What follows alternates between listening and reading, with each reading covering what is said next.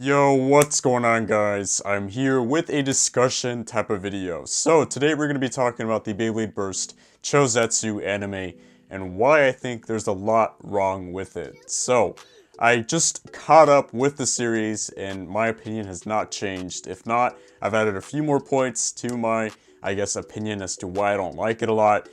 So first things first, I do have to warn you guys that there will be spoilers in this video, so if you guys don't want anything to be spoiled, make sure you guys click off of this video.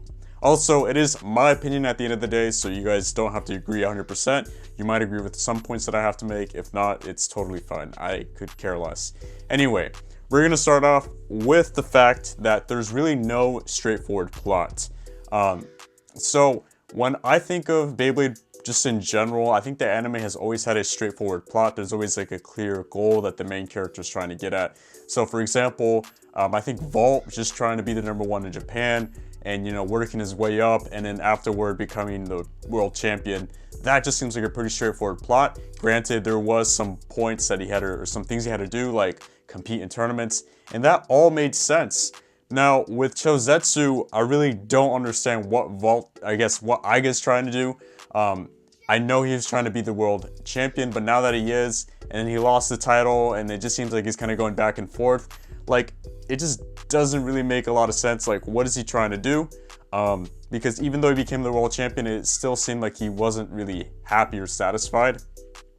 So it just seems overall all over the place, and just compared to the previous series, it doesn't really seem to have a clear direction, and I just don't like that. When I watch animes, I kind of picture like a straightforward plot, and that's what I enjoy personally. So for it to be all over the place and just kind of spontaneous, I just don't like it at all. And next is, of course, character development. So one thing to mention here is that they did get rid of the old cast and they kind of replaced it with a newer cast of characters, and I think that's like a pretty bad thing to do.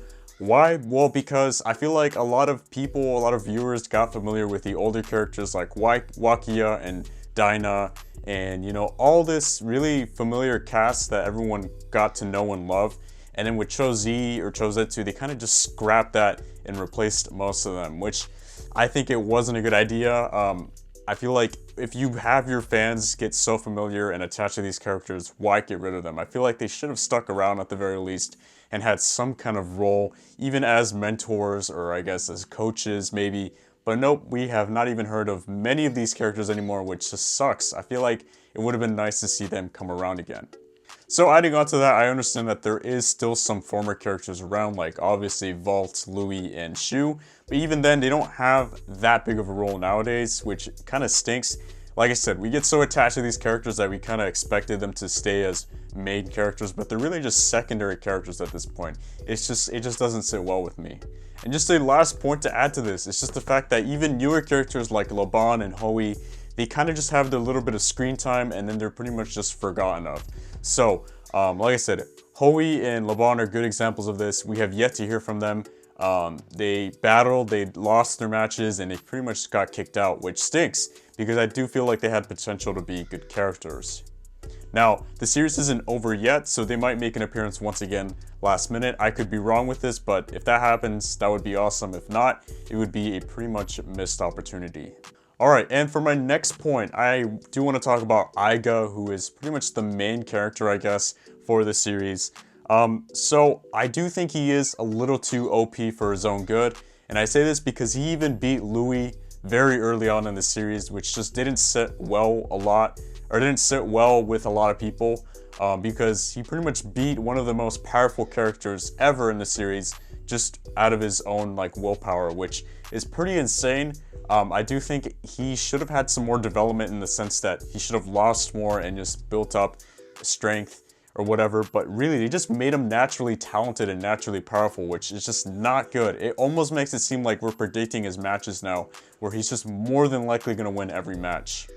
And then adding on to that, of course, he has power-ups. So he did get a level chip from Louis, which is understandable, but then afterwards he got the Extend Plus, which just made his Bey even more powerful than it already was, and it just seems like he's just on this crazy kind of power creep here, where he's just really OP for his own good once again, just beating characters left and right, which is just kind of out of place. And then this is just like a personal thing, but what is it with this whole possession with Achilles. Now, I can't understand what they're saying because it is in Japanese, but the whole possession aspect of this just doesn't make a lot of sense.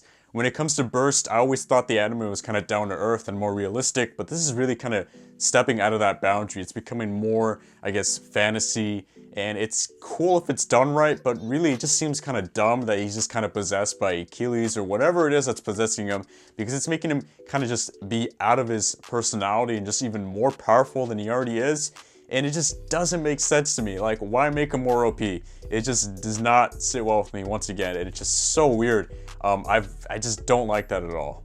So my last point here is, who is the main villain or antagonist? So with previous Beyblade animes, I always feel like there's a clear indication as to who's behind all the evilness, or who's behind the bad guys, or who's the just main bad guy. And just with this series, I have no idea, because when they first introduced Phi, I kind of had the idea, oh, he's going to be the main bad guy. You know, he's going to be the guy running the show.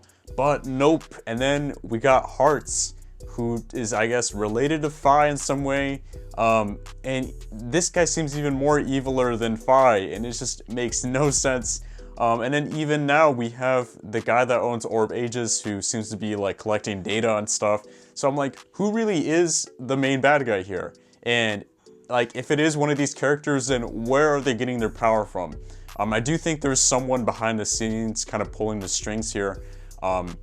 That would make more sense to me, but if they just come out of nowhere as powerful bladers, why didn't we hear of them before? I feel like it seems kind of odd to have them just come out of nowhere and be these powerful bad guys, only for them to just show up, you know, last minute. It just seems really weird, and I do think that there is someone else doing something behind the scenes.